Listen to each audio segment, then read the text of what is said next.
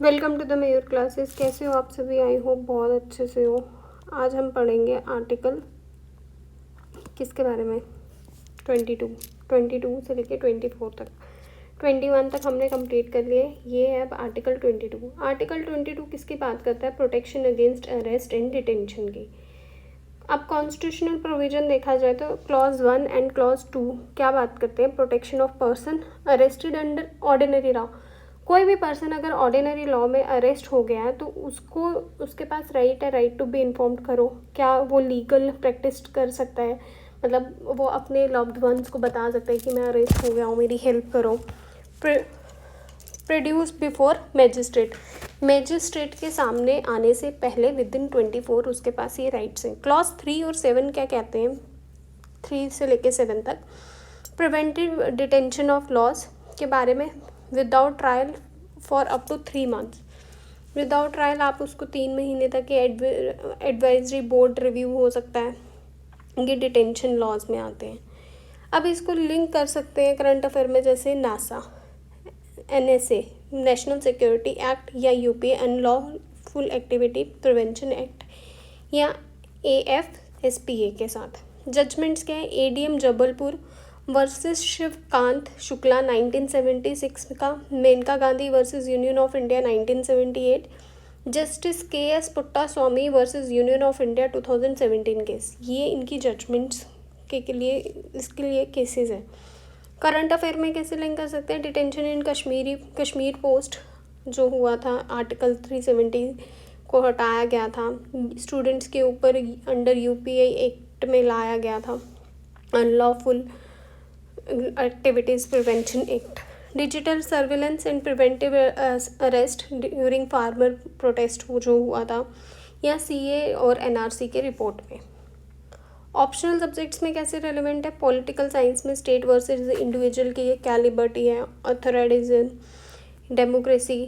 Public administration में bureaucratic कैसे discretionary है, मिसयूज़ कैसे हो रहा है एग्जीक्यूटिव पावर्स का। लॉ में due process versus procedure establish by law. 2019 में क्वेश्चन पूछा गया था, what are the constitutional safeguards available to person arbitrary arrest and detention. 2020 PSI option में क्वेश्चन पूछा गया, preventive detention under the Indian constitution is necessary evil, discuss. कैसे ये necessary evil है? अब एक्सपेक्टेड क्वेश्चंस क्या है?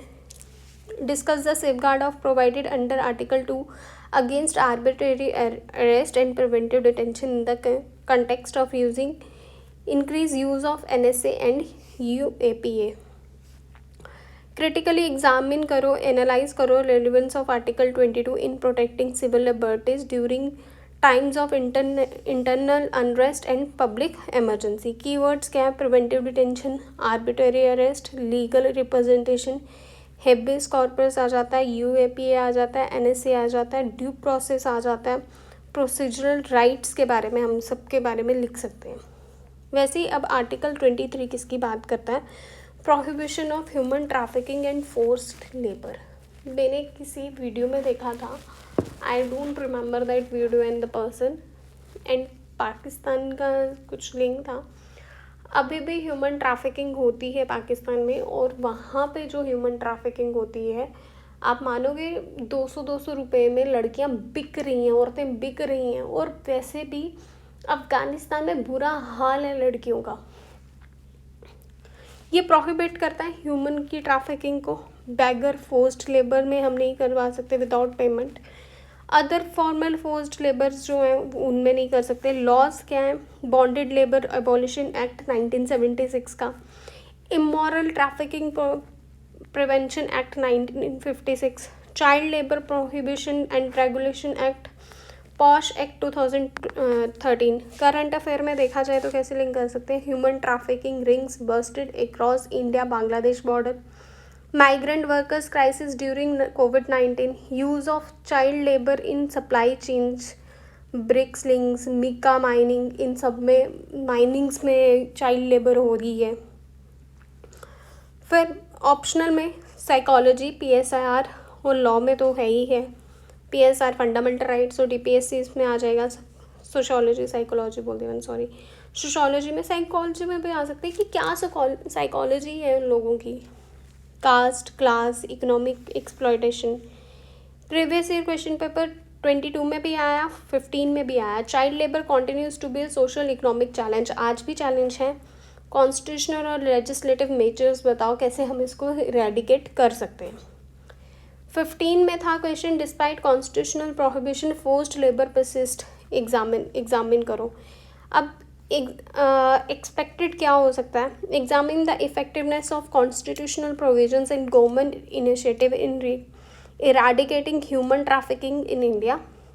डिस्कस करो relevance of article 23 in the context of migrant labour exploitation and bonded labour practices के बारे में, जिसमें आप सेक्स वर्कर के बारे में बढ़ा सकते हो कि सेक्स वर्कर भी कभी फोर्स्ड उसमें आ जाते हैं, तो उनके लिए कैसे है। तो कीवर्ड्स इसमें bonded labour, trafficking, beggar, economic coercion, child labour, labour reforms, unorganised sector के बारे में।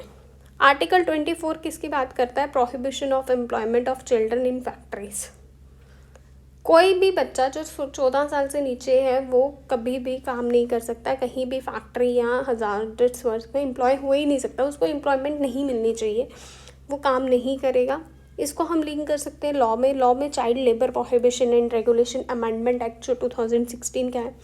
स्कीम्स कैसी निकली है, नेशनल चाइल्ड लेबर प्रोजेक्ट है, राइट टू एजुकेशन एक्ट है 2009 का।